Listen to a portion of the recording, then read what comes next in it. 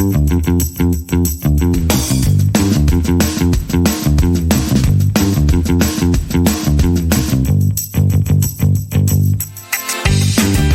to Weekly Grooves. My name is Tim Houlihan.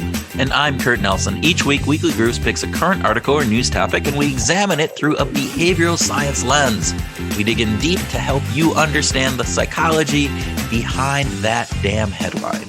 We like to say that the specific topic is current, but, the insights, they might even be timeless. Yeah, maybe. And this week, our topic really does feel timely.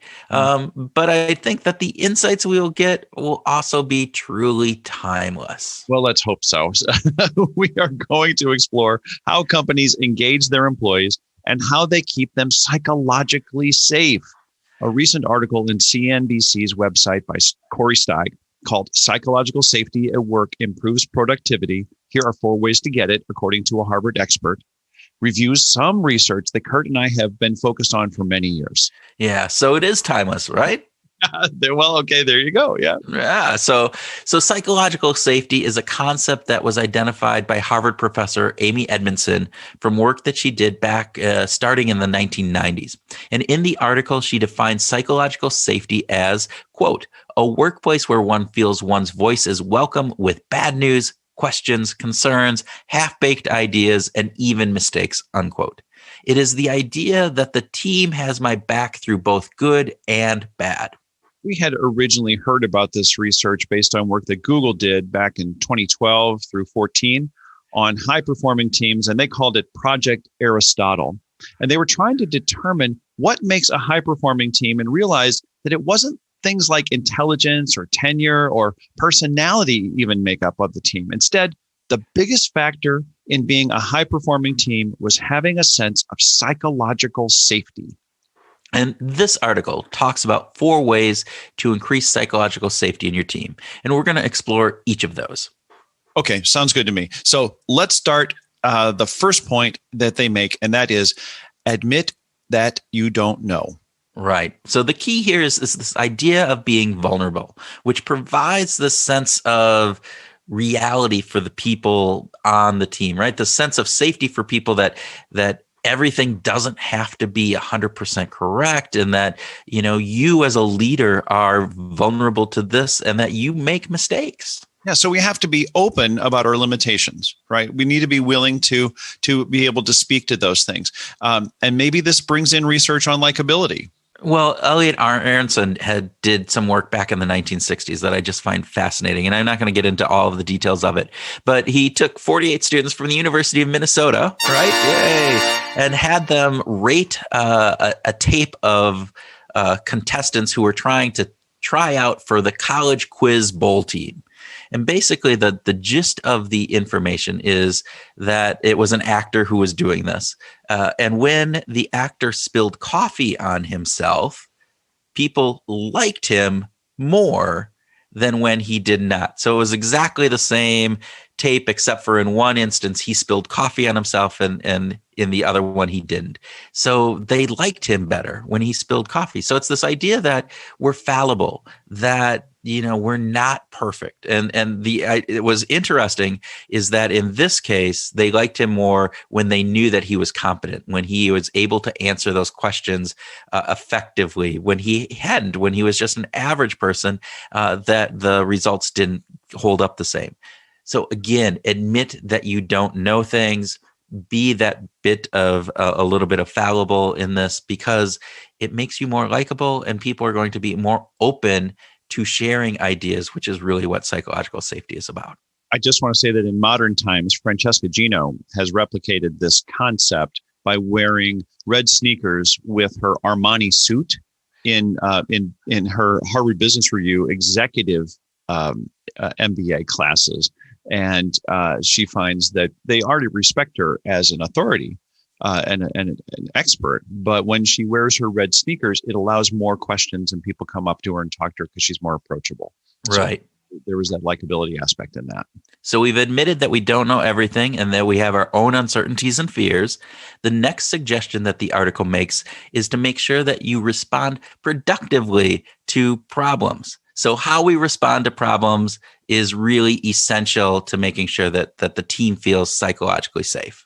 Right. So this, by the way, when we think about responding to problems and being productive, this doesn't mean that we should sugarcoat things, right? This doesn't mean overly apply too much diplomacy, but recognize and respect the person in an honest and authentic way. This is an important aspect of being productive to try because we're there at work to solve problems together. We have to understand how we respond, right? So when we hear a problem, are we angry at the person for bringing and addressing that problem, or do we need to probably shift to finding that solution? Yeah, well, it kind of reminds us of the fundamental attribution error, right? When we blame others for problems, but if they were happening to us, we might blame it on circumstances.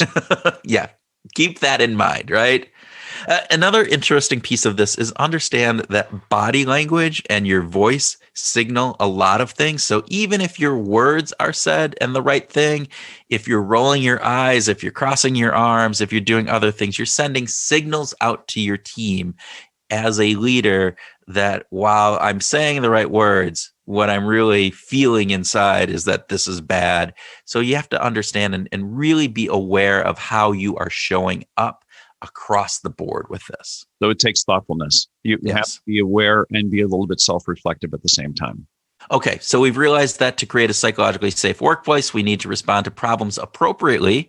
But the article goes on to say that we also need to get comfortable with new technology. Okay, I'm not sure how the new technology thing fits in, Kurt. All right, well, let's explore what the article says, right? The article points out that the fact that right now, many people are working remotely for the first time, and that with that working remotely, quote, there are nuances of communication that tend to get lost in video chats and instant messages. And so there's this concept that we need to understand that technology, particularly given the circumstances that we're in today, can lead to increased stress for people and increased misunderstanding, which does not help improving psychological safety. Yeah. Amy Edmondson is quoted in the article, but I actually just want to go straight to an article that she wrote in the Harvard Business Review called How to Foster Psychological Safety in Virtual Meetings. So she actually spoke to this directly, and she talked about using tools such as hand raising to do quick polls or to assess how people are doing. Are they struggling with COVID-19? Are they, what is going on in their world? But be aware of false negatives, right? People don't always know how tech works to do this. So you got to kind of coach them through this. You could also use anonymous polls, breakout rooms, or chat functions, right? To encourage everyone to participate off camera. She even goes so far as to suggest. Yeah, sometimes people may not feel comfortable on camera, so allow those opportunities to be off camera as well. We know that seeing people's faces and seeing their body language is really good to get that emotional connection. So try to do that, but also understand there are times when, you know what? You don't have to, keep that on all the time. And sometimes just having that conversation with voice, like an old-fashioned phone call, Tim, those actually work sometimes in this. The other piece that she talks about is that, given this world that we live in and we're in all these team Zoom meetings and whatever else it is, that there is still a case where we need to have that one-on-one connection. And so connect with people after the meeting, particularly if you saw that they weren't really participating. Make sure that you're doing that connection, that reach out, as we like to say, because that's really important. All right. Yeah, it actually just reminds me of a situation that happened actually just last night. After a board meeting of an organization that I'm a board member of, I got a call from the CEO on my phone, not another Zoom call with everybody's face, plastered up like on the TV screen. And she just said, "Hey, I just wanted to check in. You had some really interesting ideas. I wanted to just explore this a little more." And so we just had a conversation over the phone. And one thing with that phone conversation too, and those one-on-ones, make sure that you're checking in on an emotional basis too, right? So people may not feel like they can share in general in that larger audience, but they may be able to share in that one-on-one. All right. So in this new day and age, we need to make sure that we're psychologically safe, even when working from home virtually, right? Probably even more so. And the last piece here is that the article talks about making sure that you have a sense of purpose. And it states, quote, knowing your purpose at work is the most important step in developing psychological safety, unquote. So in other words, you need to understand why your work matters in the broader scope of your company and beyond, and that when the people have that understanding, they're more likely to speak up. Yeah, so this is evident. Companies will sort of do a good job of this when you are checking out in a physical retail store, and you're buying some electronics and you don't have the batteries that you need, and the cashier says, "Oh, by the way, it doesn't look like you have the batteries. Would you, maybe you want to get some, or we should have someone go back and get those batteries for this new piece of electronics that you're getting." And that's when someone feels like they have a purpose at work, right? When they're connected, is they're sort of automatically doing the right things. Right. They're not just a cashier. They're a support person for the customer. So when the customer gets whatever it is that they're buying, that they have all of the pieces there for them. Again, changes that dynamic, but it changes then my ability to say and speak up and to feel safe in that speaking up, because I'm doing it for a purpose. It reminds me, it goes back to the 4 drive model that we've talked about before. Some of this it revolves around the 4th drive, this drive to define and defend. And I always call this my cocktail party drive, right? Where if I need to feel the sense of alignment with the purpose of the organization, then I'm more likely to defend it. And if I'm at a cocktail party and I overhear, you remember cocktail parties, remember what those used to be, where people gathered and you'd be drinking and having conversation? Yeah. Anyway, having one of those and overhearing somebody speak negatively back, just overhearing somebody say, "Oh yeah, that company, they're doing all this bad stuff," or whatever it would be. And, if you don't have that sense of purpose, if you don't feel that alignment, you're not going to go out and defend the company. You're going to just, all right, keep drinking the cocktail that I have.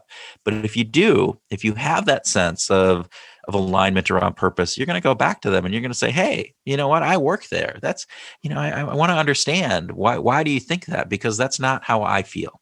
Yeah. And so I think that's really interesting. Since the days of Peter Drucker, I remember seeing surveys that the most important thing about a person getting up and going to work isn't their pay. It isn't about, having a friend at work. It's actually just doing meaningful work, right? That the meaningfulness of work has consistently been the number one contribution to on-the-job happiness for many years. And CNBC SurveyMonkey Workplace Happiness Poll just recently reiterated that, saying that 35% of the people who responded rank meaningfulness as the number one contribution to on-the-job happiness. So we should remember that giving someone something meaningful to do is really, really important. Our brains want to be engaged in something that's meaningful. And behind that is salary and autonomy and opportunity and recognition. All those things fall back to the wayside. But giving someone a sense of purpose gives them a greater sense of happiness and fulfillment on the job. Right. All right. So those are the 4 areas that the article talked about. But having done a lot of research on this, we also know that there are other steps that leaders can take to help foster team psychological safety. And again, Amy Edmondson talks about 3 of those. One of them is frame work as a learning problem, not as an execution problem. Again, thinking about just the mindset that you take when you're framing work as learning problems. Again, that comes into the piece about how we respond to problems, right? If it's a learning problem, then it's something that we can learn from, and then we can move on from there. 2 is acknowledge your own fallibility, right? Again, we talked about that a little bit here, but really making sure that people understand that as a leader, you're not perfect and that you have your fears and uncertainties as well, particularly in this time with everything that is going on with COVID. I think a lot of people are really scared about that. And if we're not feeling safe to talk about those feelings, we may not even want to address them ourselves. And so showing your own fallibility and your own fears and concerns can really help with that. Lastly, it's about modeling curiosity and asking lots of questions. So again, we want people to be curious on the team. To do that, we need to model that. And so be curious and do all of that. All right, Tim, do you think we've covered it? Do you think we've made it all? I think so. All right. Hope so. Well, let's recap. Okay. So first, psychological safety is important.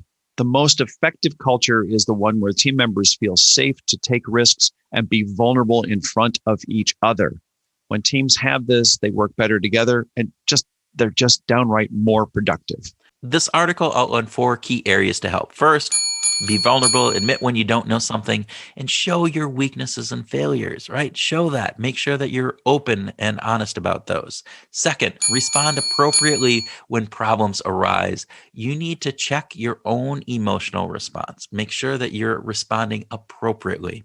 Third, make your virtual meetings a safe place. They can be intimidating and scary for some people, so make sure that you are making them as safe and as welcoming as possible. And finally, make sure that you reiterate the purpose of the team and the organization, that this is key to people feeling like they want to speak up and contribute. And of course, there is a lot more to this than what we just talked about here. And if you want to find out more, feel free to reach out to Tim or myself. We've done a lot of work on this, and we're happy to talk through how you can implement a more psychologically safe practice in your workplace. We're actually putting some workbooks and other things together about exactly how to do this. So feel free, reach out, contact us. We'd be happy to talk. Yeah, well said, Kurt. This is going to wrap up this episode, and we hope that you've enjoyed it. It is our pleasure to share these thoughts and ideas with you, and we hope that you enjoyed it and found it useful. If you did, please share it with a friend. Mention us on social media, or maybe even leave us a review on Apple or whatever podcast service you use. So we really appreciate it. So right now, we hope you go out and find your groove this week.